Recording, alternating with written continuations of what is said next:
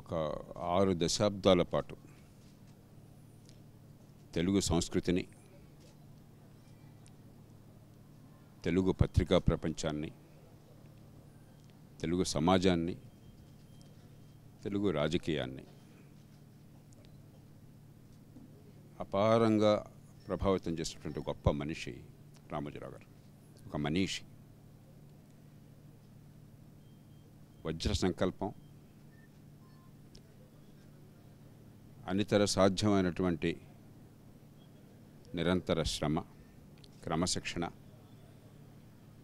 ఒక్కసారి నమ్మాక ఇక ముక్కుసూటిగా ఆ లక్ష్యాన్ని అనుసరించిపోవటం ఆయన పంథ.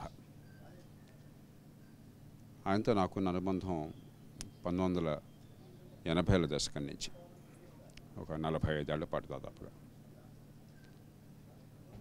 ఎన్నోసార్లు ఇక్కడ ఆయనతో భోజనంలో కూర్చోడం కానీ, కబుర్లు చెప్పుకోవడం కానీ ఉండేది. పోటాడుకునేవాళ్ళం. ఆయనతో పోటాడేవాళ్ళు చాలా కొద్దిమంది. ఆయన కూడా వయసుతో నిమిత్తం లేకుండా, అంతరాలు చూడకుండా ఒక ఆలోచన ఉంటే దాని మీద చర్చ చేసేవారు. తన ఆలోచన విభజిస్తే దాన్ని ఆస్వాదించేవారు. ఒక గొప్ప సంస్థని, చాలా సంస్థల్ని, గొప్ప విశ్వసనీయతని మన తెలుగు సమాజానికి, ఈ దేశానికి వదిలి వెళ్ళిపోయారు. ఈవేళ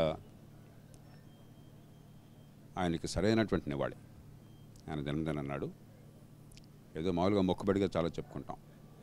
రామోజీరావు గారి జీవితం అంతా కూడా సమాజంలో అత్యద్భుతమైన ప్రతిభా పాఠవాళ్ళని వెలికి తీయాలి, సమాజానికి పనికొచ్చి సంపద సృష్టించే వాళ్ళని గుర్తించాలి.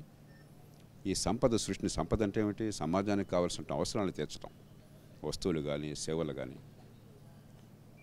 కాబట్టి ఆ సంపదని పెంచాలి, సమాజంలో అందరి జీవన ప్రమాణాలు పెరగాలని చెప్పని వారు జీవించున్న కాలంలో ఎందరినో పేటికాంతర్గత రత్నాన్ని మనం ఎంత గొప్ప రత్నమైనా సరే దాన్ని మనం సానబెట్టాలి, సూర్యకాంతిలో పెట్టాలి. అప్పుడు దేదీప్యమానంగా ప్రకాశిస్తుంది. అలా కాకుండా ఓ పెట్టి లోపల పెట్టేస్తే ఎవరికి తెలియదు. కాబట్టి ఈవేళ మరి మన సమాజంలో ఉన్నటువంటి గొప్ప సేవలు చేస్తున్న వాళ్ళు, ఇంకా పెద్దగా ప్రజల్లో గుర్తింపు రాని వాళ్ళని గుర్తించి ఆ పేటికాంతర్గత రత్నాలను బయటికి తీసుకొచ్చి సూర్యకాంతిలో వెలిగేట్టు చేస్తున్నారు.